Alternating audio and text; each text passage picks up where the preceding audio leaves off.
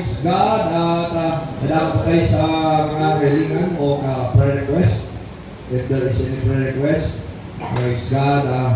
Mawala po prayer request without further delay at we will continue. Praise God. Our topic today is the wrath of God, na puot ng Diyos. Ngayon po, naranasan natin ngayon.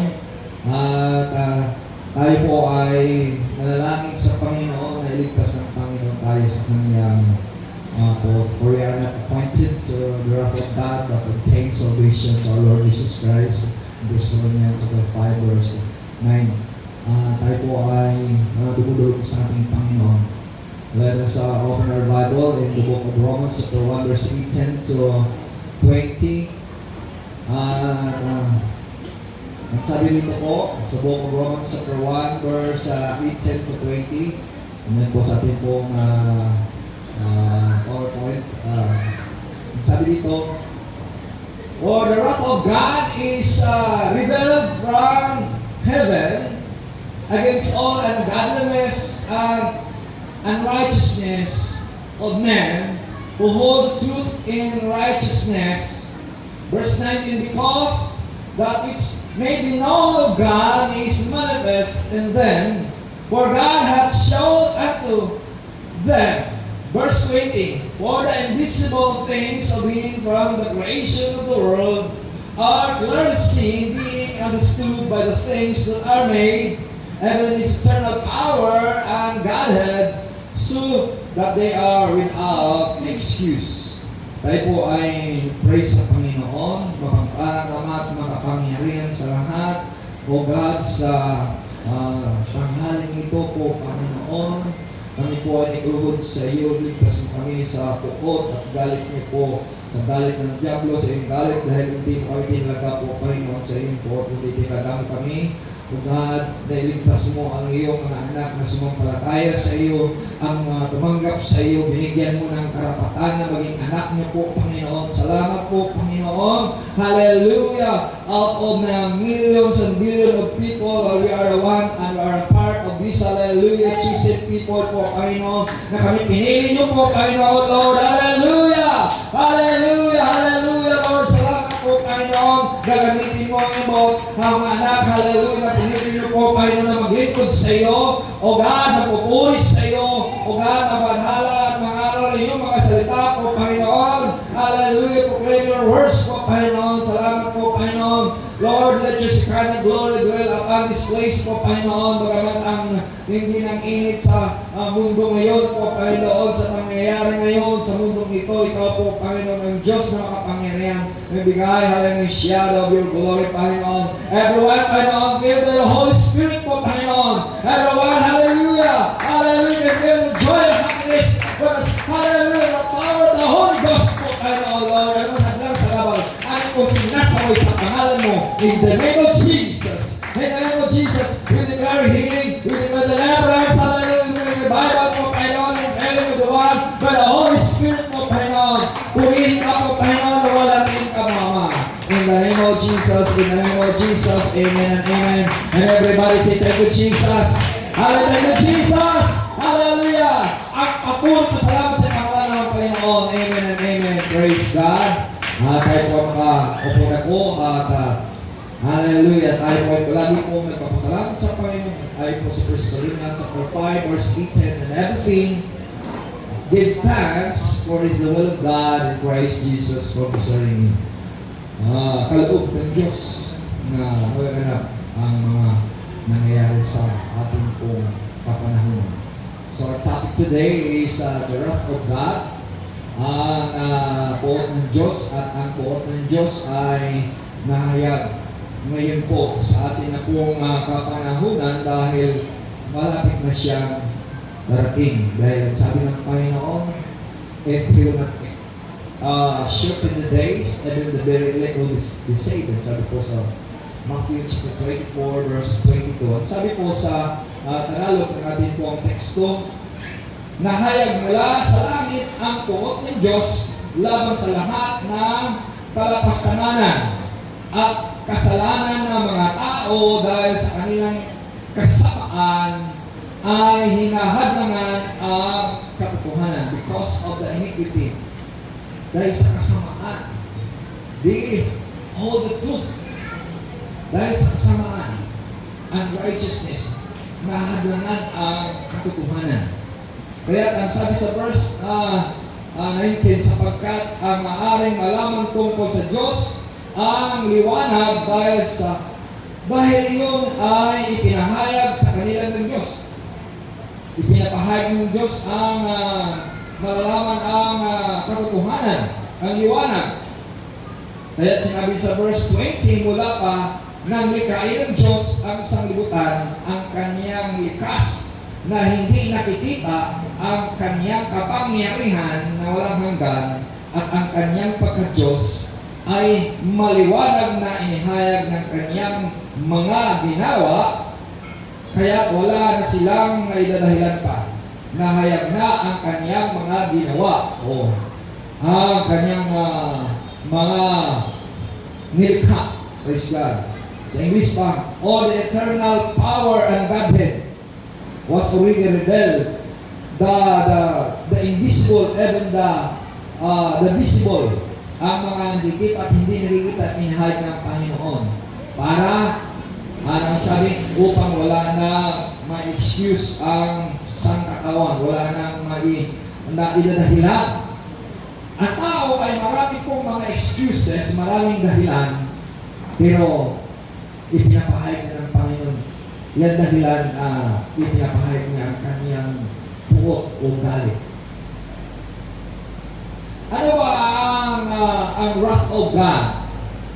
The wrath of God, praise God, it says, wrath in the Greek word is orgy. Means anger or indignation. Galit o puot niya. Sa Greek word ay orgy. There is a type of wrath. Mayroong iba't iba na type uri ng galit o puot. O isang galit ay ang consequential wrath. Ang consequences, ibig sabihin ang magaganap na nangyayari sapagkat kung ano ang iyong ginawa, iyo pong aanihin. What you sow it, you will reap it. Kaya tinatawag sowing and reaping. The sowing and reaping is it is the wrath of God. It is the wrath will bring upon ourselves when we reap and when we sow through sinful living. Kung tayo gumawa ng mabuti, aani po tayo na mabuti. Kung tayo gumawa ng masama, aani ka ng masama. Yan po ang consequential. Mangyayari, magaganap. Yan ang nangyayari sa ating mundo ngayon. Dahil sa gumawa ng kasamaan, lalong pasama ang kasamang mundo. Dahil na sinabi ng Panginoon, because of the iniquity abound, the love of many shall wax cold. According to Matthew chapter 24, verse 12. So, another type of wrath is cataclysmic wrath. It means it is an evidence in disaster. Ang mga nangyayaring kasamaan, kapahamakan ngayon, yan ay wrath ng Panginoon na. Cataclysmic wrath. It's either natural or either a man-made disaster. Mayroon pong gawa ng tao na mga kasamaan o kapahamakan o maaring natural dahil po sa kanila pong kasalanan na ginawa. Kaya nga, ang sabi niya, God allows this as a way of calling people, a nation, to repentance. Ang mga disaster, ang mga lindol, ang mga baha, ang mga gera, ang mga pangyayari, it is the permissible of God, kapahintulutan ng Diyos upang ang mga tao ay magsisisi ng kasalanan. God calling everyone to repent. Ang Diyos ay nalalawagan na magsisisi ng mga kasalanan. Dahil sinabi sa 2 Peter chapter 3 verse 9, for God not willing that any should perish, but all should come to repentance. Hindi niya gusto na mapahamak ang mamatay ng tao na walang kaligtasan. Gusto niya na bago siya mamatay, patay bago siya mabawian ng buhay, makarating at makaabot sa pagsisisi sa kanyang mga kasalanan at malapit sa Diyos. Kaya ganoon na lang sinabi ng Diyos, lahat ng papakal, lahat ng bibigatan ng lupa ay lalapit sa Kanya at binigyan niya ng kapahingahan. Kapag lalapit ka sa Diyos ay hindi siya matanggi, kailangan ka lang ay lalapit sa Kanya, kailangan lang ay lalapit sa Kanya. Another wrath of God is abandonment. Dahil pinabayaan mo ang mga kautusan ng Diyos, pinabayaan mo mga babalan ng Diyos, kaya ibinubuhos ng Panginoon ang kanyang wrath, ang kanyang puot. The wrath accepted by God when He turns His back on a person or a society allowing self-destruction. Dahil sa kapabayaan ng tao, kaya ang puot galit ng Diyos ay pahintulutan niya sa susunod sa lipunan ng kapahamakan. Kapahamakan. Dahil sa pababaya, yung yan tinatawag na climate change niyo. Ang klima na bago na dahil sa pababaya. Pinabayaan ang mga nilikha ng Diyos na mabuti, ginawang kasamaan. Kaya, inaabandona, huwag natin iabandona, huwag natin pabayaan, huwag natin ibaliwala ang mga kautusan ng Diyos, ang mga paalaala ng Diyos. Kaya nga, dumarating ang self-destruction because of the wrath of God. Ang sabi natin po is eschatological wrath. Eschatological wrath, it is the wrath of God will unleash on all the world during the Great Tribulation. Eschatological wrath, it is in the study of the last thing. Naririto na tayo ngayon sa kapanahunan, na huling kapanahunan. Kaya nga, ibinubuhos ng Diyos ang kanyang galit para makikita ng tao na mayroon talagang Diyos na may lalang sa lahat ng mga bagay. Kailangan ng tao na makilala ang Diyos. God permits His wrath upang makilala.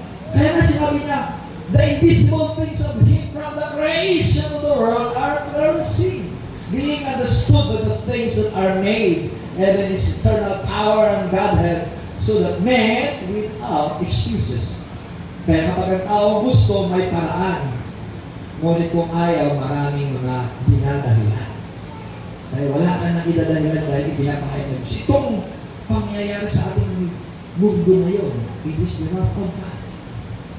So, panghuling wrath, it is the eternal wrath. Walang hanggang-pot. Bakit walang hanggang-pot? It's the ultimate punishment God will afflict upon those who are consigned to kill. Ibig sabihin, kapag itinabog ka na sa impyerno, it is an ultimatum. Katapusan na yun, final na yun, na kaparusahan. Yan ang wrath ng Panginoon. Dahil nakala ka, nang sa katauhan na, kapag gumawa ng kasamaan ng tao, wala siyang kaparusahan. May kaparusahan na. Kaya huwag natin ibaliwala ang mga paalaala ng Diyos. Kung anong ginawa mong kasalanan na aanihin mo. Kaya mayroong mga disaster na nangyayari. Kapag pinabayaan mo ang mga kautusan ng Panginoon, kaya mayroong darating na self-destruction. Bakit dumating ang death at kamatayan? Because of sin. May sinabi sa Romans chapter 5, verse 12, for one man sin, death passes to all men, for all have sinned. Dahil sa kasalanan, dumarating ang kamatayan. Kaya nga, ang sin, yan po ang kapangyarihan. The power of sin is the law. Dahil sa batas ng Diyos. But we thank God. Hallelujah, sabi sa Hallelujah, 1 Corinthians chapter 15, verse 67. Thank God. Pasalamat tayo sa Panginoon.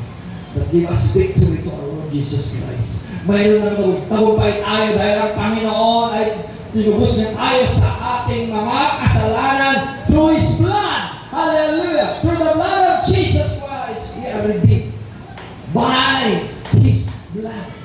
Praise God.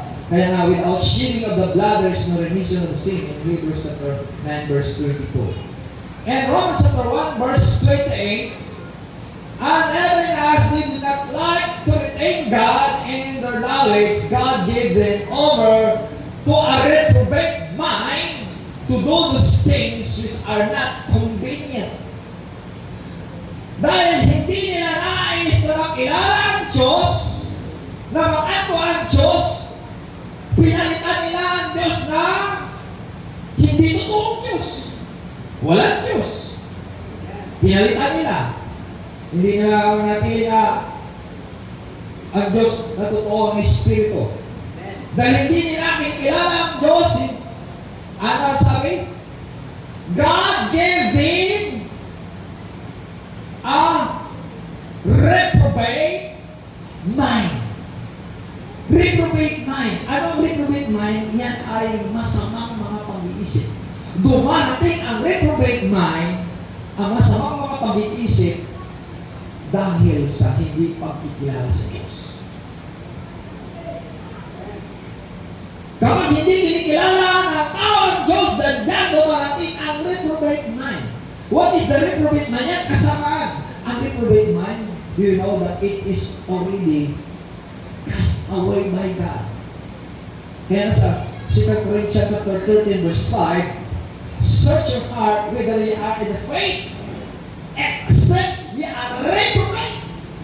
Siya sa atin mo ang iyong pananampalataya mo sa Panginoon ka, sa Diyos ka, o kaya ikaw ay itinakwil na. The people that are reprobate, they are cast away. Itinakwil na. Kaya ang mundo ngayon, dahil hindi kinikilala ang Diyos, ang buhay nila ay hindi na kaaya-ay sa Panginoon. Ano sabi niya? Those things are not convenient. Ang mga bagay na hindi nalalaman ay na ginagawa nila. Kaya gusto ko ng Panginoon na huwag tayong lumayo sa Diyos. Kailangan tayo kumikilala sa Diyos. Tumawag sa Diyos. Hallelujah! Manalangin sa Diyos. Kaya sabi namin, call unto me and I will answer thee and show thee great and mighty things which thou knowest not. Kapag tumawag tayo sa Kanya, magpapakita siya ng kamawalagan na hindi pa natin nakikita.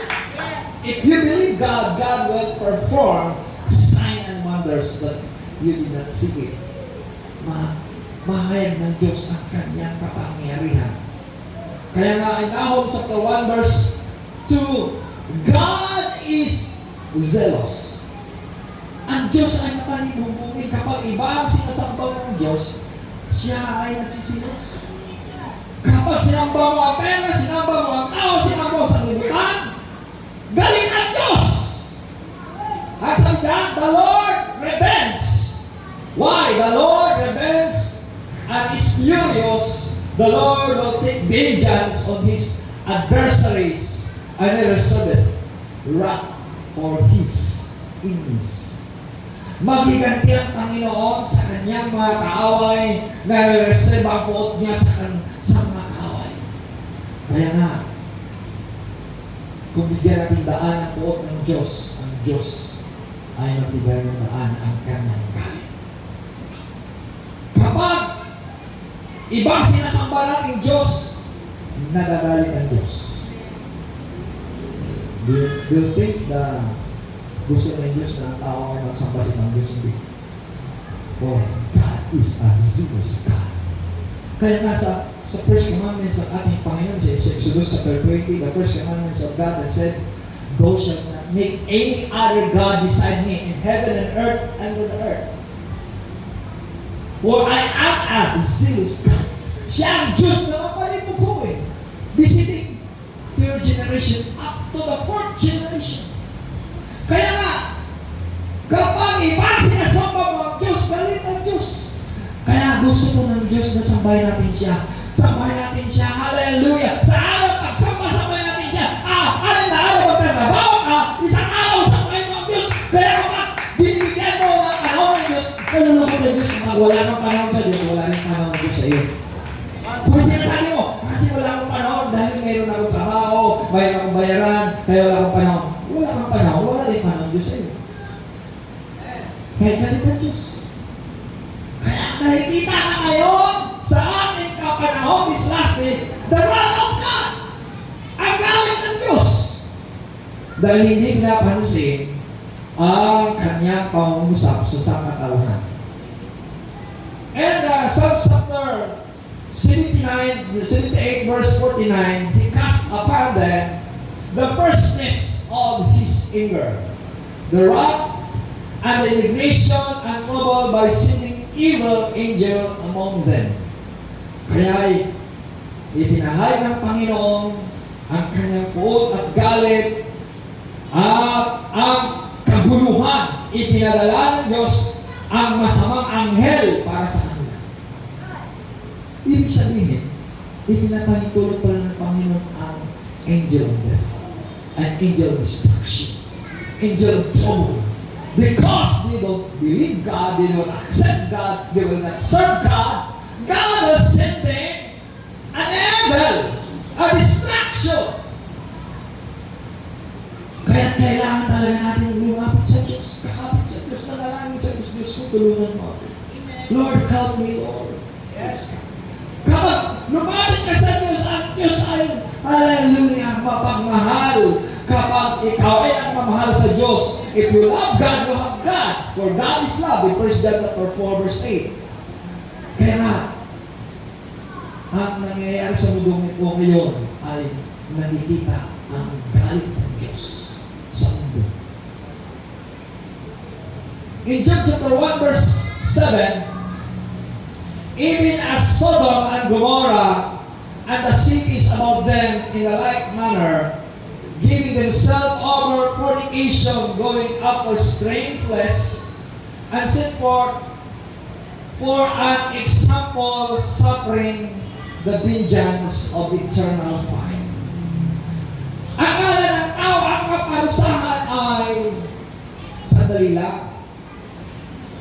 Ang kaparusahan kapag darating na ang final na wrath ng Panginoon, wrath ng Panginoon, yan ay eternal. Kaya tinawag eternal, walang katapusan.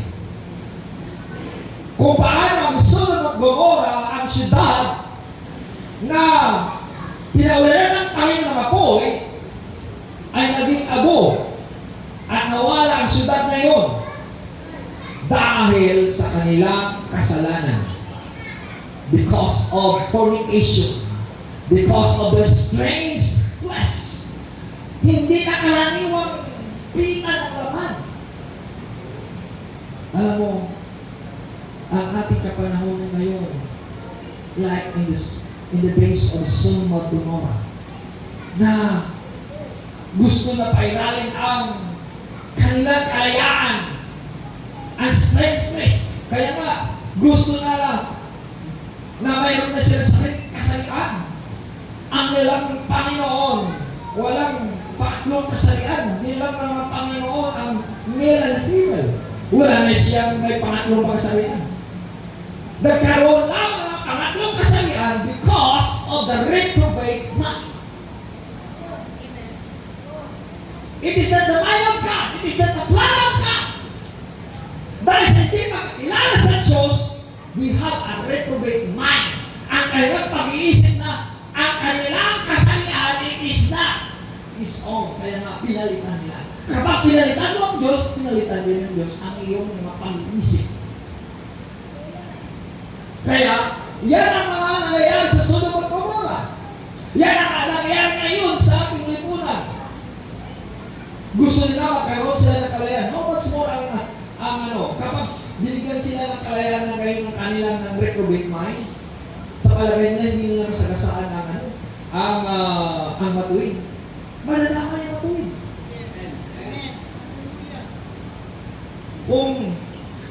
Kung nandyan ang masama at nandun ka rin ang matuwid, sa palagay mo, hindi ka madadamay. Madadamay ka. Subukan mo ang malinis na damit, haluan mo ng maruming damit. Ano nangyari? Manganguhin. Kaya nakit, ang ating pong tungkulin, we are not only sitting waiting ang manatili tayong nakaupo lang. We've got to do something. We need to pray to God, Lord, hallelujah, have mercy upon us. Hallelujah. Iligtas mo kami, Panginoon, Lord, hallelujah, na hindi kami madamay sa iyong puot. Akala ng tao, baliwala lang. Nalilito na tayo sa panagkapang binabaliwala natin, madadamay talaga, pati patuloy. Kaya nga sinasabi sa Peter chapter 3 verse 8, if the righteous is cursed to the saved, how much more the sinner and the ungodly? Kung ang matuwid na halos ay hindi maligtas, lalo na mga masama. Sa palagay mo ay ang ating kapanahonan ngayon ay nililiglig na tayo ngayon. Salamat sa Panginoon ay praise God, nalilito po kayo. We are supporting, hallelujah, the word of God, hallelujah. Sinusupport na natin ang gawain ng Panginoon. We are not worshiping people, but we are worshiping God in spirit and in truth. Hallelujah. Yan, tinitingnan ng Panginoon ang ating faithfulness, ang ating loyalty, ang ating, hallelujah, obedience, ang ating sacrifice. To serve God is a sacrifice. To serve God, you need to pay the price. Maglilingkod sa Panginoon, bayaran mo ang presyo ng kahilingan mo sa Panginoon. Kaya nga maglilingkod sa Panginoon, it is not an easy task, it is a hard task, but it is not impossible. Ang paglilingkod sa Panginoon, hindi basta-basta ito ay may kahirapan, ngunit hindi posible. For with God, nothing shall be impossible. Luke chapter 1 verse 27. Kailangan ka mag-iwala sa Diyos para mahirap ka mabuhay, para mahirap ka mabuhay sa mundo dito ngayon. Ngunit po, hallelujah, we cannot obtain, we can or surpass at magawa mo, malagpasan mo lahat na ito sa tulong ng ating Panginoon. Kaya gano'n na naman sinabi na ako sa Pablo, I can do all things through Christ who is strengthened in me. Sabi niya sa Philippians 4 verse 13, kaya gusto ko ng Panginoon, huwag kayo nalayo sa Diyos. Kakapit kayo sa Diyos, hallelujah. Kakapit kayo sa Diyos, hold on your faith. Hawakan mo ang pananampalataya mo mula sa Diyos. Amen. And Revelation chapter 1 verse 17. For the great day of His wrath is come, and who shall stand and be able to stand? Sino makatayo at sino kayang makatayo po? The wrath, hallelujah, the day of His wrath is come, and who shall be able to stand? Who can able to stand? Sino ang makatayo na yun? Ang makatayo lamang sa buot ng Diyos ang mga matuwid na tao.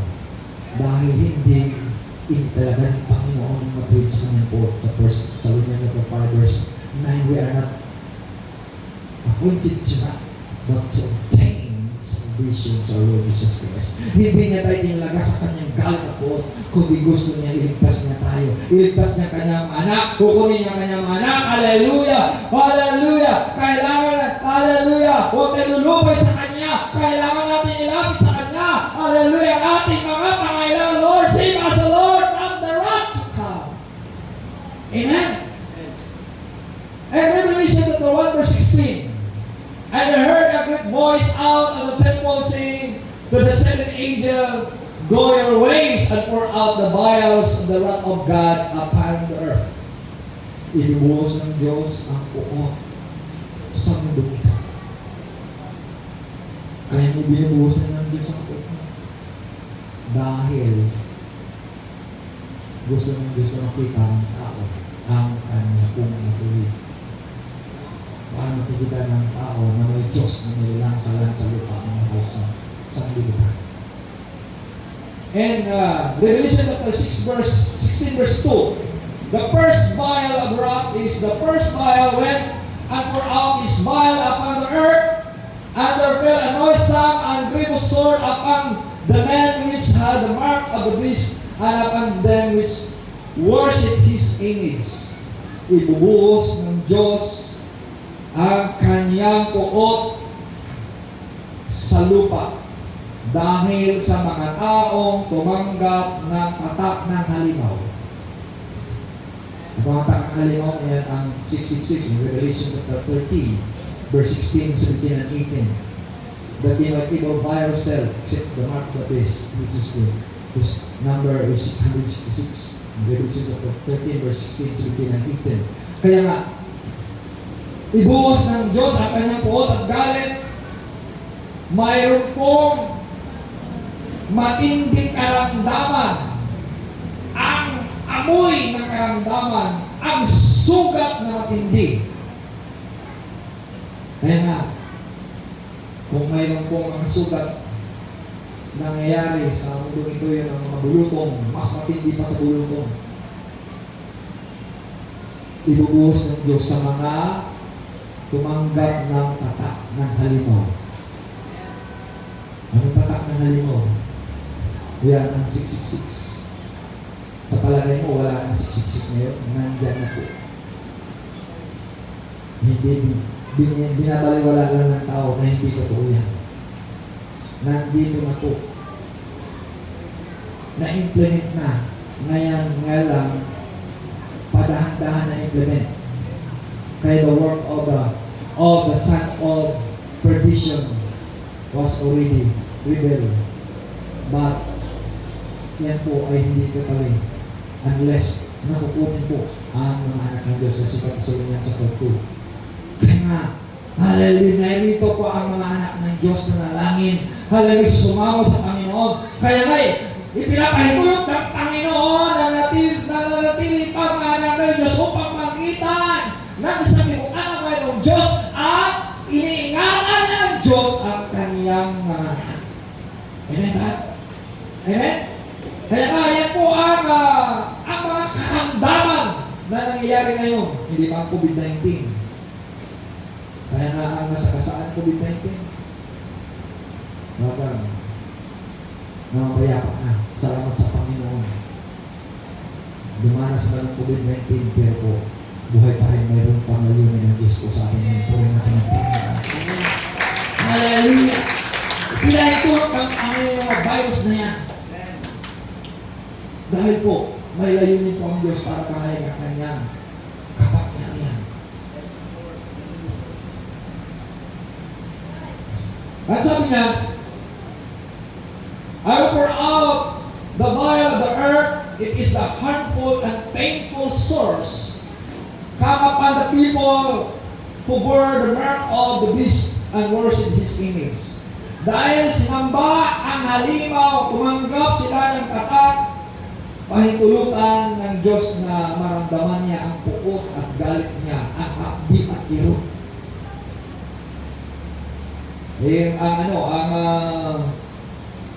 Ang ibang bansa ay mga trabahador nila puro mayroon ng microchip. Nawa ay huwag tayong patanggap na microchip.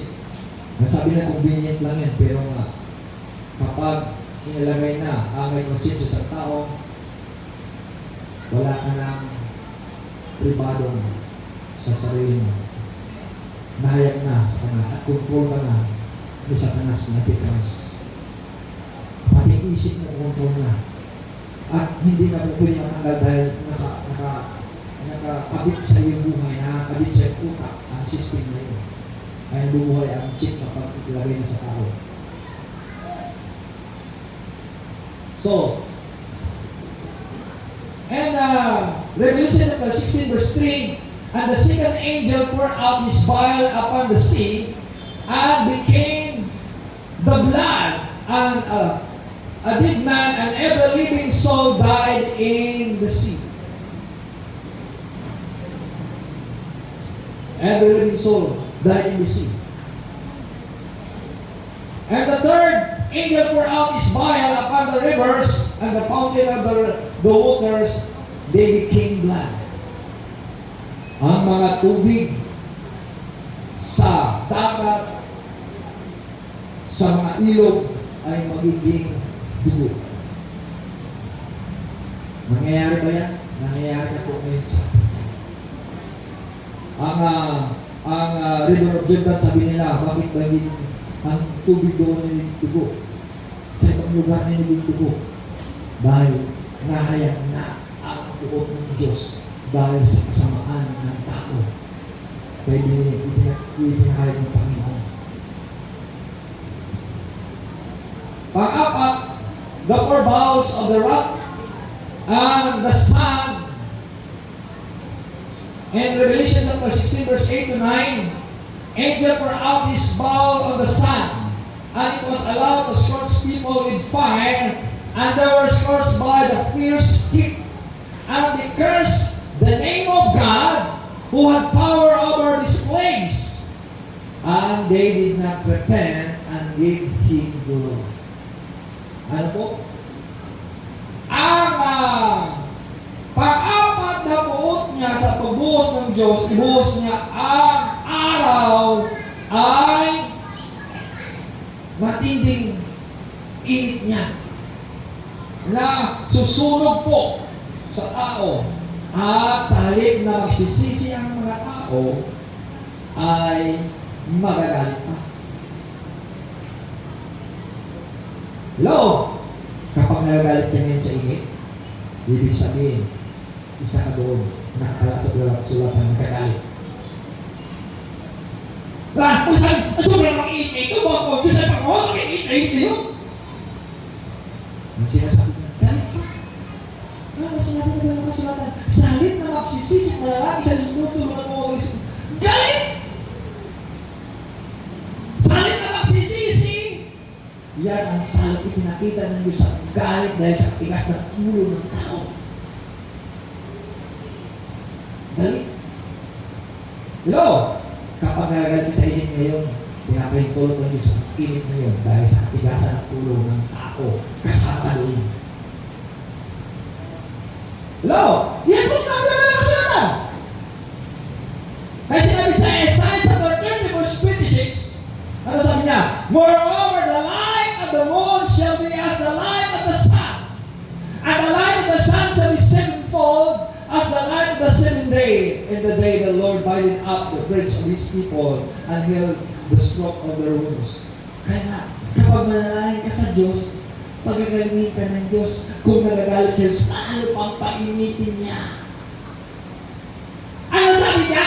Anong init? 7 dubling init. Naranasan mo ba init? Galit ka sa init? Sabi ng Diyos, balik sige, padagdagan pang init niya. Para mag-init ang ulo mo. Dahil sa impyerno, mas matindi pa doon. Kaya habang may pagkakal ka, magsisisi ka lang ka mananalig sa Diyos. Kundi ang pasalamat sa salamat mo, may pinalahan mo, Panginoon. Maglilipid ako sa iyo. Magsambala ko, Panginoon. Magpasalamat ko, Panginoon. Pinalahan ko, Panginoon. Kaya ito ngayon, huwag kang magagalit. Paalaala sa atin lahat yan dahil matigas ang ulo natin. Matigas ang ulo! Aminin natin, tigas ang ulo natin. Reveal this way. Hindi makaka. Totoo lang.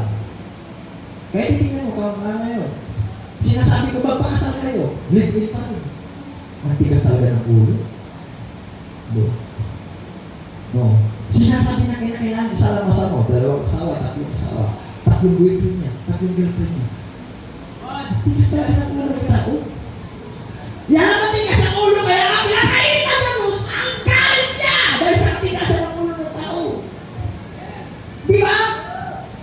O, bato-bato sa lang tamang praise the Lord. Kinakailangan magsisi ng ayaw habang may pagkakataon pa. Ay, nagpuri natin ang ating Panginoon. Kaya nagdamay-damay lang. Nagdadamay pa rin matuwid at masama dahil sa galit ng Diyos.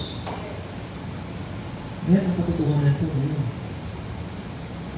Naririto tayo sa panahon na hindi po nagsisinungaling ang salita ng Diyos. It is reality. Naririto na tayo ngayon. Kaya na, huwag natin ibaliwala ang salita ng Panginoon. Ipinahayag ng Diyos ang kanyang galit sa lahat.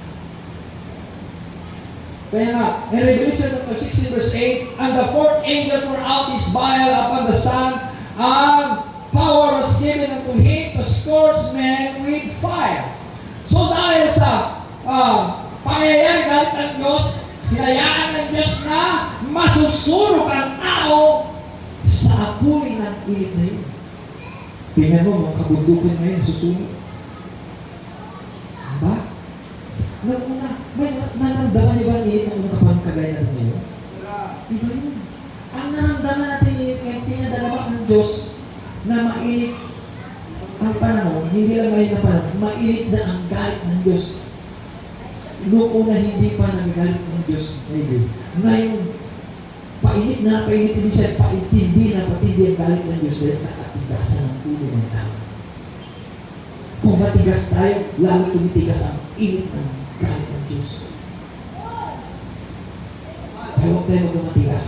Maging masunurin tayo sa pinupuri natin ang ating Panginoon. Hallelujah! Hallelujah! Maging masunurin tayo sa ating Panginoon. Dahil yan po, pinapahayag ng Diyos sa mga pangyayari ngayon sa ating kapanahonan. Ang five house, the rock, hallelujah, will become darkness. Ang panglimang puot ay nagkaroon ng kadiliman.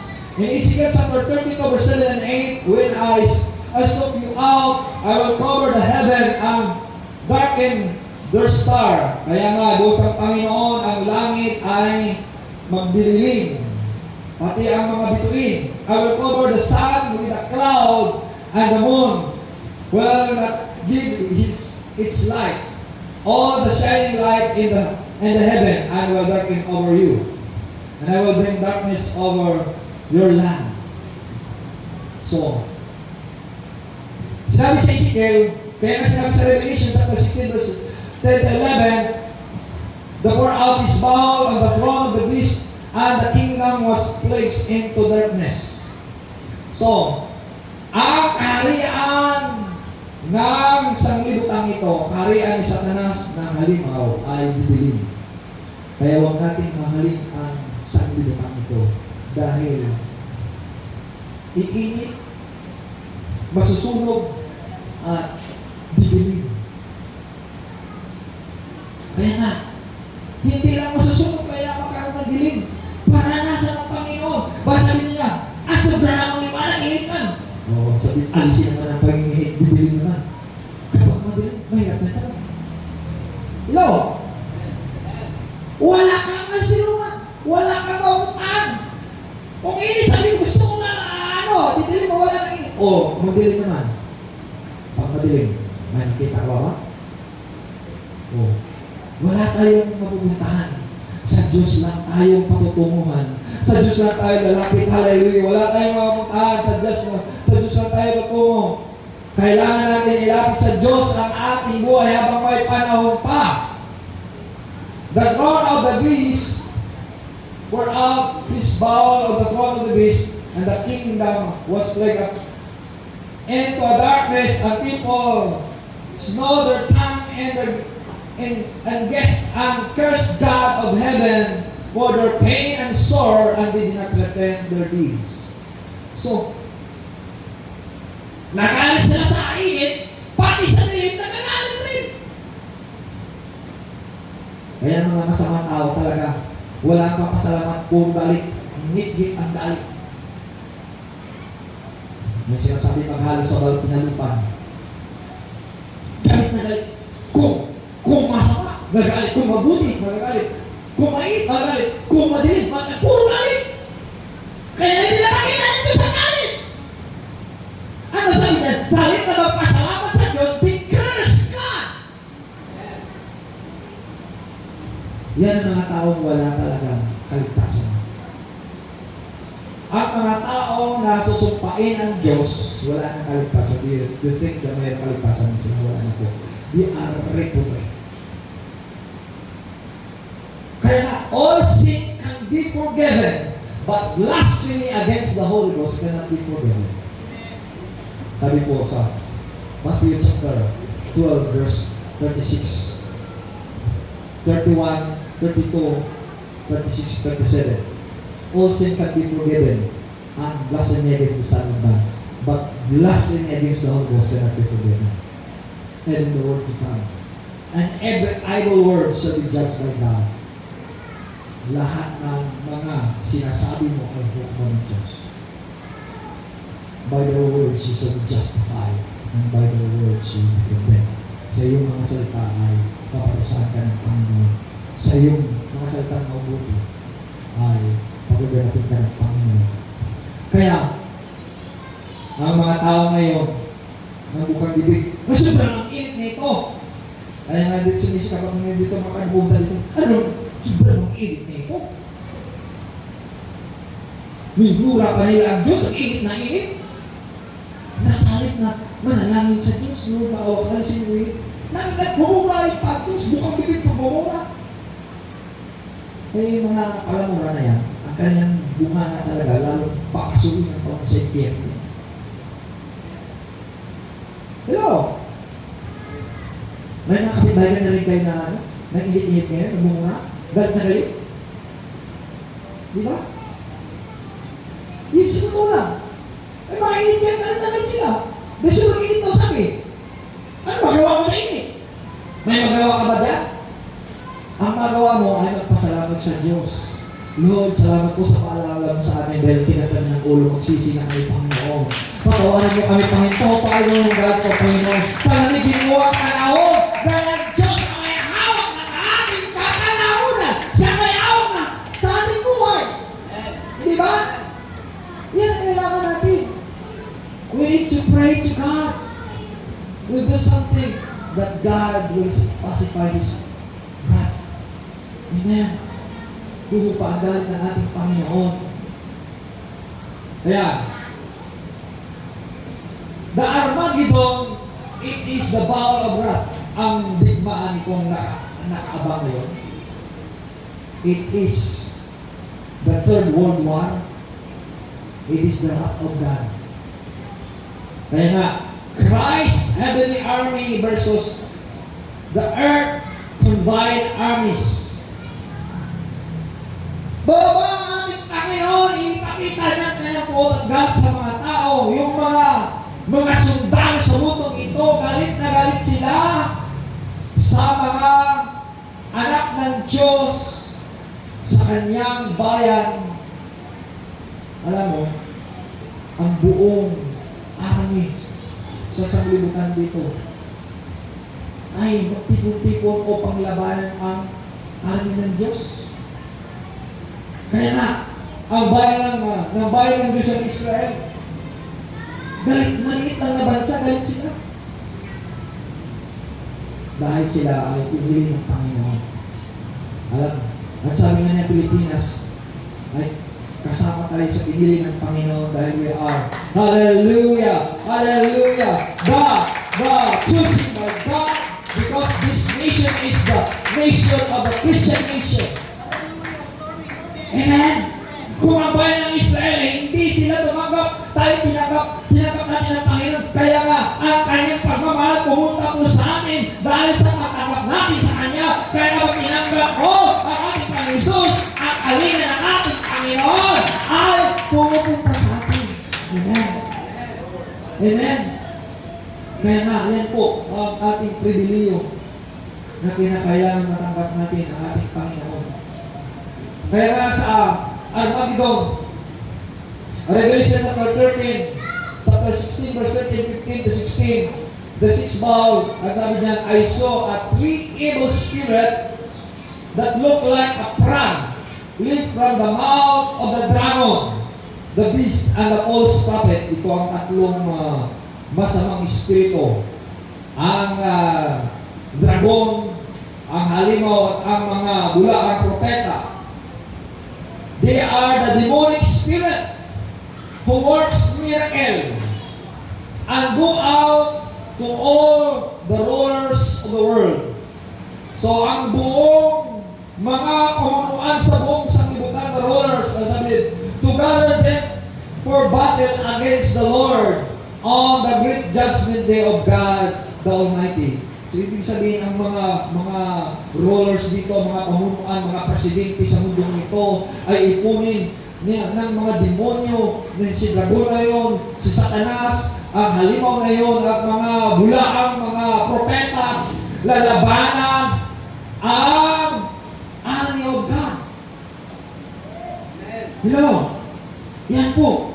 Kaya nga, mayroon talaga mga bulaang talaga na maglilinlang. Kaya nga, kailangan mayroon tayong gagawin na nawa ang ating bansa ay hindi malinlang, ang ating presidente hindi malinlang, hindi tayo madamay, kundi tayo na ibang bansa. We are a unique people, a chosen generation, a peculiar people that we will show our praises from darkness into His marvelous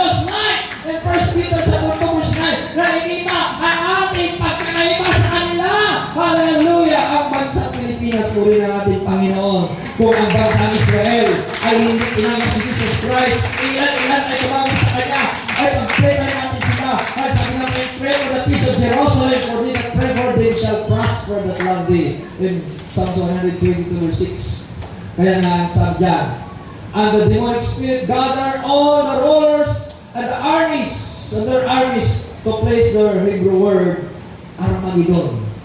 Ang ibig sabihin ng Armageddon, it is the battle of the heavenly and the earthly. Kaya na, narito na tayo sa huling kapanahunan. Kinakailangan natin will do something na huwag tayong baliwala lang. Ipag-pray natin sa Panginoon na hindi dadaig ang masama, kundi ang masama ay makakilala sa katotohanan. Kaya nasabi sa Romans chapter 12 verse 21, be not overcome evil, but overcome evil with good. Kaya makita natin ang kabutihan ng ating Panginoon. Ang Diyos ay mabuti sa mga taong magpakabuti. Ang Diyos ay masama sa mga taong magpakasama. Kaya magpasama. Ang magpabuti. Saan ka maglilingkod sa mabuti sa masama? Nasa ating ang pagpapasya. Kailangan natin tanggapin ang kabutihan ng ating Panginoon. Amen. Purihin natin ang ating Panginoon. Hallelujah. In Revelation chapter 16 verse 19, the great city was divided into 3 parts, and the cities of the nation fell, and the great Babylon came, and in remembrance before God to give unto here the cup of the wine of the fierceness of His wrath. So, ang mundo na ito ay ma-divide sa 3 bahagi. Ang mga bansa, ang mga nasyon sa 3 bahagi. At kaya nga ang Babylon ay hindi na maalaala pa dahil pakita ng Diyos ang puot niya at galit niya sa sangkatauhan. Kung paano tayo ay natatakot na mayroong malaking lindol na matindi, lulubog ang mga syudad. At sabi sa puot ng pang-pitong puot niya, the mega earthquake. This mega earthquake, mangyayari talaga yan. Dahil kasulatan yan. Revelation chapter 16, verse 17 and 18, the angel poured out his bowl upon the air, and there were flashes of lightning, rumbling, and peals of thunder, and the great earthquakes, such as there had never been since man was on the earth. So great was the earthquake, the great city was split into 3 parts, and the cities of the nation fell. So, dahil paano mabahagi ang tatlong bahagi ang mundo? Dahil sa earthquake. So, wala. Kaya tingnan mo mga sasakyan ay nilabo ng baha. Ang mga sasakyan nila, mga bahay mga nilabo po ng lupa. Ano pang mamalaki mo doon? Wala. Yan po. Kaya sabi, the air, every island and mountain were no longer found. Ang mga bundok, ang mga kabundukan ay mawawala at hindi na makikita. Dahil dahil sa earthquake. So, kung balik sa bundok, mawawala ang bundok. Yan po. Kaya, a loud voice came out of the temple of heaven from the throne saying, it is done. Maganap na. Naganap na ang galit ng Panginoon Diyos niya. Then I saw another sign in heaven, a great and marvelous, the angel having the 7 plagues, which is the wrath of God, is completed. Maganap na. Kaya, ang puot ng Panginoon ay ilubuhos niya talaga dahil sa kasamaan ng araw. Ang mga syudad, the great city of Jerusalem split into 3 parts. 3 parts. Kaya nga, in Revelation 11 verse 8, the great city that symbolically is called the Sodom and Egypt, where The Lord was crucified. The Lord was crucified in Jerusalem. Di ba hindi nila tinanggap si Jesus Christ? Ay, hindi nila tinanggap si Jesus Christ. Ang sabi nila, sabi ni Pilato, ano gawin natin? Sabi ng mga Hudyo, sisingulin ang dugo niya sa amin. Kaya na, hindi ba sa panahon ni Hitler, ilan ang mga Hudyo ang pinatay niya? More than 6 million ng Hudyo. Salamat sa Panginoon. Tayo'y buhay at tayo ay nagtangkilik po sa mga Hudyo sa panahon ng Dark Ages at pinalingan natin sila, hallelujah, dahil tayo kabahagi sa hallelujah ng mga Hudyo ng mga lahi ng ating Panginoon at tinanggap natin ang ating Panginoon. Kaya salamat po sa Panginoon, hallelujah, tinanggap natin sila at ang grasya ng Panginoon ay dumating po sa atin. Kaya ang buod ng Panginoon magbuhos siya ng 100 pound of hailstone. 100 pound? Ano kaya 100 pound ngayon? Ang tinding bigat yun. Yung tatamaan ka lang ng 1 kilo. 1 kilo lang yan, 100 pound! 100 pound! Ibig sabihin, hindi lang 1 sako yan. Bigat pa yan sa 1 sako. Ay, 1 sako ilang kilo yun? Ay, 50 lang yun. Ay, 100 yan eh. Oh, mas matindi pa bigat yun. Kaya nga, ang sabi sa Revelation 16 verse 21, and there fell upon men a great hail out of heaven, and every stone about the weight of the talent, and men blasphemed God because of the plagues of the hail. For the plagues there was an exceeding great. Galit na galit sila. Magagalit ka ba ba? Magsisisi ka. Kaya ngayon po, ang gagawin natin, sabihin natin sa ating mga kapitbahay, sa ating mga kilala, huwag kang magalit sa init ngayon. Magsisisi na tayo sa ating mga kasalanan. Magbalik loob na tayo sa Panginoon. Magsama-sama tayo manalangin upang maawa ang Diyos sa atin, upang iligtas niya tayo sa puot at galit niya. Hallelujah! Mayroong darating na puot ng ating Panginoon na magkaroon na lindol, magpaula ng Panginoon ng 100. Ang bigat na yun. Kaya nga, anong gagawin natin? Babaliwala na pa tayo at pag-ready sa Panginoon. Tatanggapin mo ang salita ng Panginoon. Ipang-aral natin ang salita ng Panginoon habang may pagkataon pa. Hallelujah! We'll do something. We need to preach the gospel. We need to testify. Hallelujah! The gospel. Hallelujah! Hallelujah! We need to testify the word of God is now and is present now in this last day. Kailangan natin, hallelujah, magsisisi ng ating mga kasalanan. Sabihin natin, patawarin mo ako ng Panginoon. Magsisisi na kami. Magbalik na loob na kami sa iyo, Panginoon. Magpatuwid, magpakabanal, gumawa ng mabuti sa iyo. Tinanggap ka namin, Panginoon. We need your presence. We need your Holy Spirit po, Panginoon. Amen and amen. Hindi po kayo tayo lahat. Hallelujah. Ang puot ng Diyos ay nahayag na ngayon. Huwag tayo mabaliwala. Huwag natin ibaliwala lang. Huwag tayo maging matigas. We'll do something. Sabihin natin sa Panginoon, Lord, forgive me, Lord.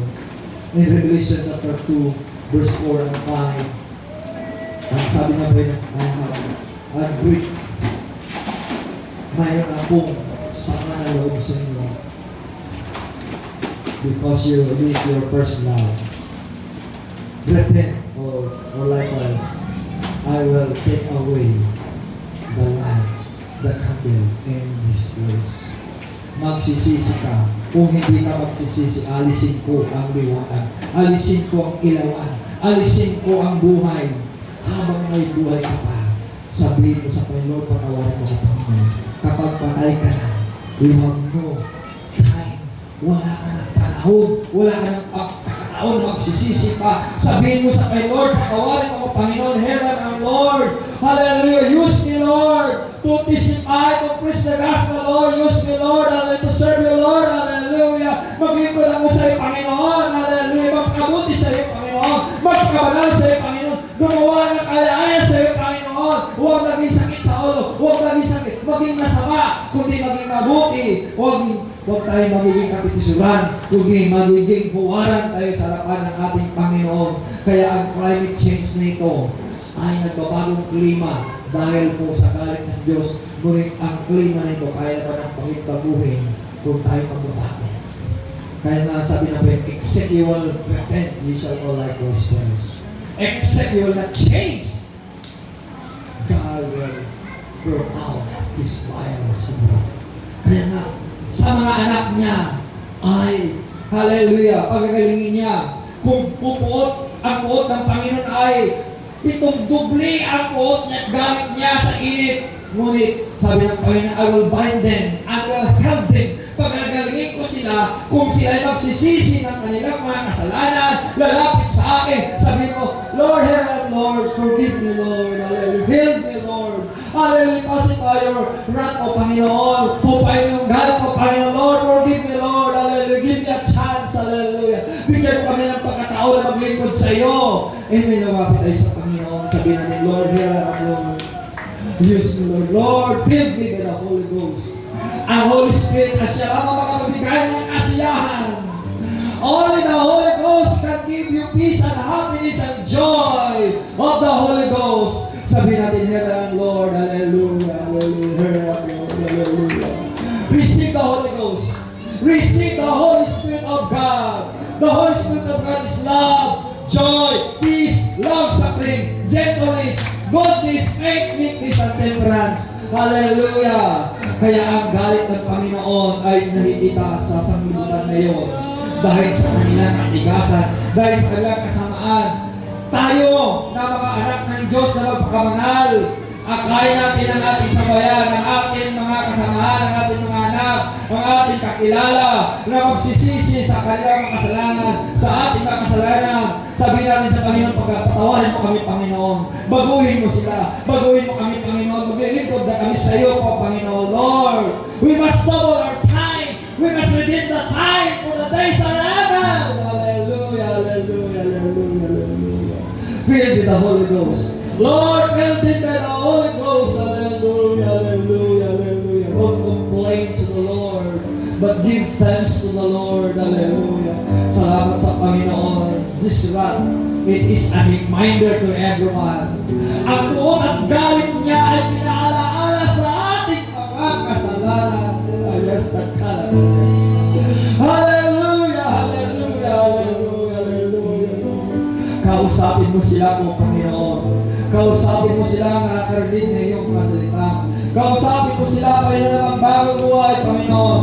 Habang may pagkataon, Panginoon, Lord. Hallelujah. Hallelujah, hallelujah. Sige, let us praise the Lord. Praise the Lord. We'll do something to the Lord. Amen and amen and amen and amen and amen. Sige, pray natin sa Panginoon. Oh, the heavens